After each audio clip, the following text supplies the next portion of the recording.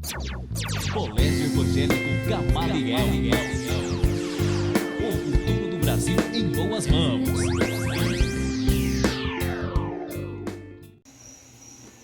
Bom dia, aluno do Quinton. Olha eu aqui novamente, professor Dácio. Hoje nós vamos falar do Espaço em Memória, onde fala dos museus brasileiros e que está na página 301 a 305 do livro didático.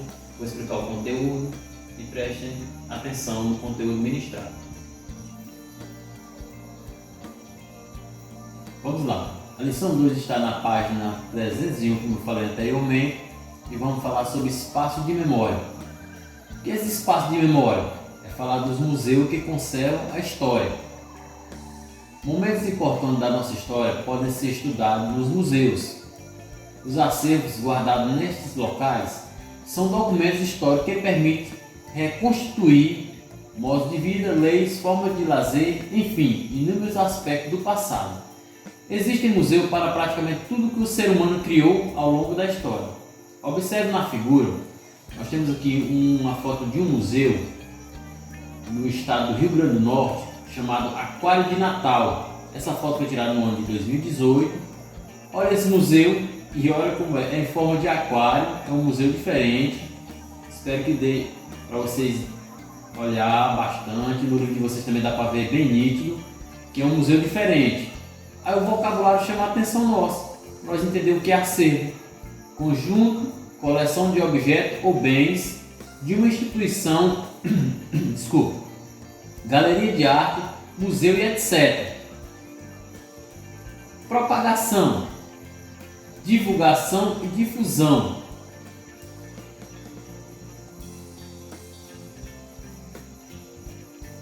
Continuando. Olha o que é que esse museu, tanto que eles são importantes para nós. Além de guardar a memória de um povo, de uma localidade ou de uma cultura, os museus também são um espaço de aprendizado e de propagação. O que é propagação? É divulgação de cultura. É como se fosse uma propaganda. Eles fazem uma propaganda do que existe nesse museu para os visitantes. Muitos artistas expõem suas obras em museus para que as pessoas da comunidade possam conhecê-la. Os museus históricos são importantes para o estudo do passado, pois ali os historiadores encontram fontes históricas para o seu trabalho de reconstituição dos acontecimentos e responder às grandes questões do tempo em que vivem. Olha, observem aqui essas três telas, ou observem as fotos. Todas elas mostram um aspecto ligado à história do Brasil. Nós temos aqui, ó, o museu, conhecido Museu do Café em Santos. Nós temos aqui a visita, sendo uns estudantes estão visitando o museu, inspecionado pelo professor, no ano de 2014. Nós temos aqui, ó, um monumento em homenagem a Anita de Garibaldi na Praça República Juliana, em Laguna, Santa Catarina. E aqui nós temos uma demonstração de uma dança típica da região Nordeste, que se chama frevo. Aqui nós temos o passista fazendo os passos de frevo, no ano de 2016, onde essa foto é tirada. Então essa foto, ela faz que seja uma fonte, chamadas fontes fotográficas, para daqui a muitos anos vocês pesquisarem e vai ver que essas fotos ainda estão guardadas nesses acervos. Vamos lá. Aí nós temos aqui, ó, Museu Histórico Brasileiro. Só no período em que o Brasil foi uma monarquia, existe documento em diversas instituições. Uma das mais importantes dessa instituição é o Museu Imperial, localizado na cidade de Petrópolis, no Rio de Janeiro. Esse museu estão guardados os documentos que contam um pouco da história do Brasil. Ó, a foto aqui dele, bem ilustrativa, né? Uma fonte também fotográfica. Museu Imperial de Petrópolis, Rio de Janeiro. A foto foi tirada no ano de 2016. Observe bem como é o sistema artístico dessa foto. Ó. A foto é antiga, mas ainda está bem nítida. É uma fonte histórica também. Então, esse museu guarda uma grande, como é que eu posso dizer para vocês? Uma grande fonte de histórias e documentos do Brasil. está aqui dentro, guardado nesse museu. Está aberto ao público para visitar. Quando você, se o dia tiver a oportunidade de ir na cidade de Petrópolis, vai conhecer um pouco da história do Brasil que está lá em documentos. Vamos para a próxima.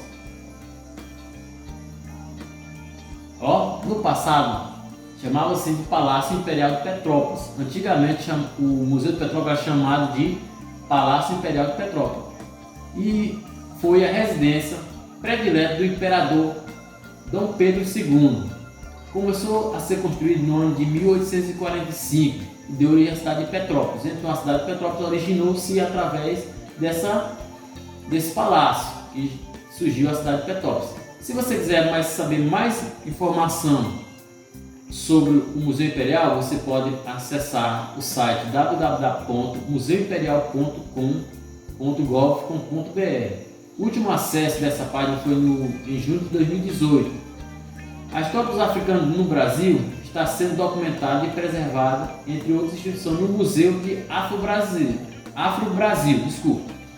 Olha onde é que vai ser guardada a história dos africanos no Museu Afro-Brasil. Então, se eu perguntar para vocês, meninos, onde vai ser guardada a documentação da história dos africanos no Brasil? Aí vocês vão dizer que está guardado no Museu Afro-Brasil, localizado no Parque do Ibirapuera, em São Paulo, no pavilhão Padre Manuel da Nóbrega, edifício onde funciona e integra o conjunto arquitetônico projetado por quem? O Oscar Niemeyer. Na década de 1950, o Museu Afro-Brasil foi inaugurado em 2004. Olha a foto aqui dele, não sei se está bem nítida para vocês, mas no link de vocês dá para acompanhar. Observe bem aí, o Museu Afro-Brasil, no pavilhão Padre Manuel da Nóbrega, no Parque do Ibirapuera, São Paulo. A foto foi tirada em 2014, creio que deve estar bem mais bonito agora, que com o passar dos anos ele tem que ser conservado, porque lá conta a história dos escravos brasileiros. Então está aí sobre o Museu Afro-Brasil. Vamos para o próximo.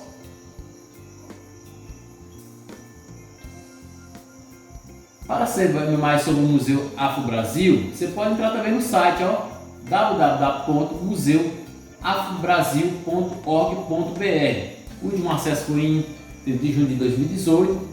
Agora vamos ver onde é que está guardada a história dos migrantes italianos. Os migrantes italianos estão guardados no local especial para ser guardado e estudado. É o Memorial do Imigrante, uma instituição pública localizada na sede da extinta Hospedaria dos Imigrantes, no bairro da Moca, na cidade de São Paulo. Para este local eram levados imigrantes recém-chegados ao Brasil,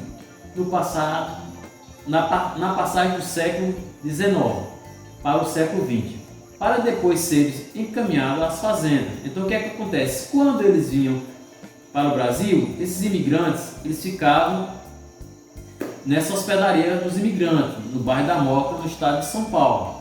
Na atualidade, guardam-se no memorial informações que permitem conhecer como era a vida dessas pessoas ao chegar do Brasil. E aqui ainda sobre o Museu dos Imigrantes, nós temos aqui a foto do como era essa hospedaria. E agora, onde é que ela está agora? Museu do Imigrante, Memorial do Imigrante, do bairro do Brás, no estado de São Paulo. Essa foto foi tirada em 2015.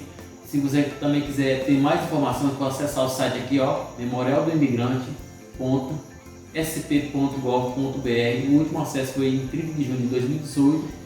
Agora vamos estudar outro tipo de museu.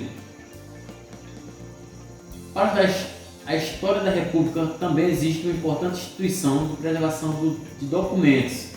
Como é um nome conhecido, para estudar a história da República, Museu da República, na cidade do Rio de Janeiro. Então, se eu perguntar para você onde está localizado o Museu da República, você vai dizer esse museu está localizado na cidade do Rio de Janeiro. Esse museu ocupa o antigo Palácio Novo Friburgo no Império, depois do Palácio Catete na República, que durante 63 anos foi a sede do Poder Executivo do Brasil. O Palácio do Catete tornou-se um museu em 15 de novembro de 1960. Então, se eu perguntar para vocês, na prova você perguntar quando o Palácio do Catete tornou museu, qual é essa data? Vocês vão dizer que ele tornou museu em 15 de novembro de 1960, após ser transferido após a transferência da capital para Brasília, que nesse ano, 1960, a capital passou a ser Brasília. Olha a foto aqui do Palácio do Catete, onde funciona o Museu da República, onde está toda a documentação e acervos sobre a República do Brasil, está aqui, ó. Para saber mais, você também pode acessar o site www.museudarepublica.org.br. Também o último acesso foi em 30 de junho de 2018. Agora vamos para uma coisa importante, chamados museus digitais. Com o advento da informática, dos computadores, da internet, um novo tipo de museu passou a existir no mundo todo. Que tipo de museu é esse? Museus chamados museus tecnológicos, museus digitais. Museus são aqueles que o acervo mostrado por meio de alta tecnologia computacional pode ser visto, pode ser visitado sem a presença física do frequentador. De sua casa você pode acessar os dados pelo seu computador, você não precisa se locomover até esse museu, porque você tem a tecnologia a seu favor. Você pode usar a internet e seu computador para visualizar esses museus e esses acervos que nele contém imagens através dos sites do museu. É possível acessar as exposições pela internet. Os museus digitais facilitam a divulgação de conhecimento e a apreciação da produção cultural e histórica da humanidade, preservada em alguns locais do mundo. Então, em todo o mundo, temos vários museus digital. Agora vamos falar sobre o Museu da Língua Portuguesa ou da Estação Luz da Nossa Língua. No Brasil, um dos mais importantes museus digitais, lembre disso, no Brasil um dos museus mais importantes digitais é o Museu da Língua Portuguesa ou Estação da Luz da Nossa Língua, situado no bairro da Luz, na cidade de São Paulo. Esse museu, inaugurado em 2006, ocupou um prédio histórico. A Estação da Luz, estação ferroviária construída nos anos de 1850 e restaurada no início do século XXI para servir como espaço cultural. O Museu da Língua Portuguesa, seu objetivo é mostrar ao público, qual é o objetivo desse Museu da Língua Portuguesa?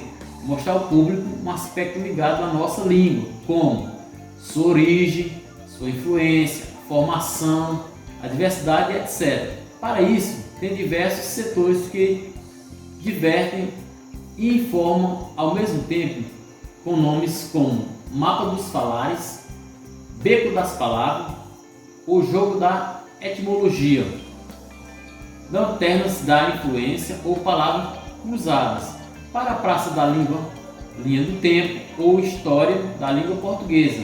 Em cada uma dessas sessões, o visitante interage com os objetos expostos, realizando jogos e provocando novas apresentações por meio de vídeos, gravações, música e etc. Vamos para a próxima parte.